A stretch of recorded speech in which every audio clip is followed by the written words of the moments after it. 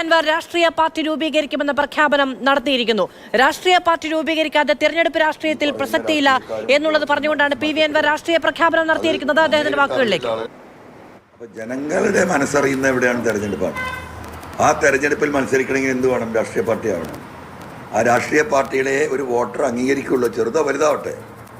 അപ്പോൾ സ്വാഭാവികമായും ഈ മൂവ്മെൻ്റ് ഒരു പൊളിറ്റിക്കൽ പാർട്ടിയായി മാറും. യാതൊരു തർക്കമില്ല. ഈ വിഷയത്തിൽ ഉറച്ചു നിൽക്കുന്ന ഒരു 10 പേരാവട്ടെ. കേരളത്തിലെ ലക്ഷക്കണക്കിന് യുവാക്കളുടെ പിന്തുണ ഈ വിഷയത്തിലുണ്ട്. ഒന്നും നഷ്ടപ്പെടാത്ത യുവാക്കളാണ് അവർ. അവർക്ക് നഷ്ടപ്പെടാൻ പോകുന്ന അവരുടെ ജീവിത സംവിധാനങ്ങൾ തകർക്കപ്പെടുന്നത്, നാടിൻ്റെ സമാധാനം തകർക്കുന്നത് കേരളത്തിലെ യുവാക്കൾ കാണുന്നുണ്ട്. അവരാണ് എൻ്റെ പ്രതീക്ഷ. അവരിൽ നല്ലൊരു വിഭാഗം ഈ സത്യം തിരിച്ചറിഞ്ഞ് എൻ്റെ കൂടെ നിൽക്കും എന്ന് തന്നെയാണ് ഞാൻ കരുതുന്നത്. രാഷ്ട്രീയ പാർട്ടി രൂപീകരിക്കും. ഇനി പറയാതിരുന്നിട്ട് രാഷ്ട്രീയ പാർട്ടി രൂപീകരിക്കും. നമ്മൾ ഉയർത്തുന്ന വിഷയങ്ങളും നമ്മൾ ഉയർത്തുന്ന നയപരിപാടികളും നമ്മൾ പറയുന്ന ആദർശവും, ആ ആദർശത്തെ പ്രതിനിധിക്കുന്ന ഒരു വ്യക്തിയായിരിക്കും അതിൻ്റെ ലീഡർ. അത് ചെറുതാകാം വലുതാകാം. അതാണ് ജനങ്ങളുടെ മുന്നിലേക്ക് നമ്മൾ ഇടുന്നത്. ആളെ വലിപ്പം കാണിച്ചു കൊടുത്ത് അതിന് വോട്ട് വാങ്ങില്ല. നമ്മൾ ഉയർത്തുന്ന ആശയങ്ങൾ, ആദർശങ്ങൾ, കാഴ്ചപ്പാടുകൾ, അതിനോടൊപ്പം നിൽക്കാവുന്ന ജനങ്ങളെയാണ് നമ്മൾ പ്രതീക്ഷിക്കുന്നത്. എവിടെ അല്ല, ഇനിയിപ്പോൾ പഞ്ചായത്ത് തെരഞ്ഞെടുപ്പൊക്കെ വരുന്നുണ്ടല്ലോ. പിന്നെന്താ, കേരളത്തിലെ മുഴുവൻ പഞ്ചായത്ത് തെരഞ്ഞെടുപ്പിലും പഞ്ചായത്തുകളിലും നമ്മളുണ്ടാക്കുന്ന പാർട്ടിയുടെ സ്ഥാനാർത്ഥികൾ മത്സരിക്കും. യാതൊരു തർക്കമില്ല.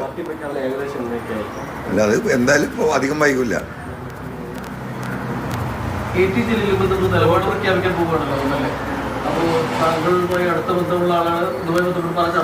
ഈ പറയുന്ന എല്ലാ സഖാക്കളും എനിക്ക് ബന്ധമില്ലേ? മുഖ്യമന്ത്രി ഉൾപ്പെടെയുള്ള എല്ലാ നേതാക്കളും എനിക്കിട്ട് ബന്ധമില്ലേ? ഈ 140 MLA-മാരായിട്ട് എനിക്ക് പേഴ്സണൽ ബന്ധമില്ലേ? അതുപോലെ ഒരാൾ KT ജലീൽ, അദ്ദേഹത്തിൻ്റെ നിലപാട് പറഞ്ഞോട്ടെ. ഇനി എന്താ കുഴപ്പം? അല്ല, ഉണ്ടാവണല്ലോ. ഉണ്ടെങ്കിലുണ്ടാവും. ഈ നിലപാടിനോടൊപ്പം നിൽക്കുന്ന ഒരാളാണെങ്കിലും ആ ഒരാളെ നമ്മൾ അക്കോമഡേറ്റ് ചെയ്യണ്ടേ? ഇല്ല, അതിൻ്റെ പ്രാഥമിക രൂപമായിട്ട് ചിത്രമൊക്കെ എൻ്റെ മനസ്സിലാണ്. ഇതൊക്കെ മനസ്സിലുള്ള കാര്യമാണ്. ഞാനൊരു കഷ്ണം കടലാസില്ലാതെ നിങ്ങളുടെ മുന്നിൽ ഇരിക്കുന്നത്. ഇന്ന് വരെ ഒരു കഷ്ണം കടലാസ് എടുത്ത് വെച്ചിട്ടുണ്ട്. ചിലത് മറന്നു പോകുന്നതിന് പോക്കറ്റ് എഴുതിയിട്ട് ചിലപ്പോൾ എടുത്ത് നോക്കുമെന്നല്ലാതെ ഞാൻ എഴുതി തയ്യാറാക്കിയ ഒരു സ്റ്റേറ്റ്മെൻറ്റുമായിട്ട് ഇന്ന് വരെ നിങ്ങളുടെ മുന്നിൽ വന്നിട്ടില്ല. മതനിരപേക്ഷത ഉയർത്തിപ്പിടിച്ച സെക്യുലർ മനോഭാവമുള്ള ആളുകളെ കൂടെ നിർത്തിക്കൊണ്ട് രാഷ്ട്രീയ പാർട്ടി പ്രഖ്യാപനം എന്നുള്ളതാണ് പി.വി. അൻവർ പറയുന്നത്. കഴിഞ്ഞ ദിവസം പി.വി. അൻവർ CPM-ന് മുന്നിൽ ഉയർത്തിയ ഒരു വെല്ലുവിളിയുണ്ട്. ഞാൻ ഇവിടെ ഇരുന്ന് ഈ നിമിഷം ഒരു നിലപാട് സ്വീകരിച്ചാൽ ഏറ്റവും കുറഞ്ഞത് ഒരു 25 തദ്ദേശ സ്ഥാപനങ്ങളിൽ CPM-ന് ഇടത് ഭരണം നഷ്ടപ്പെടും എന്നുള്ളതാണ്. അടുത്ത തദ്ദേശ തെരഞ്ഞെടുപ്പിന് കേരളത്തിലെ എല്ലാ തദ്ദേശ സ്ഥാപനങ്ങളിലേക്കുള്ള മത്സരത്തിൽ തൻ്റെ പാർട്ടിയുടെ സ്ഥാനാർത്ഥികൾ ഉണ്ടാകുമെന്ന് കൂടി പ്രഖ്യാപിക്കുകയാണ് പി.വി. അൻവർ.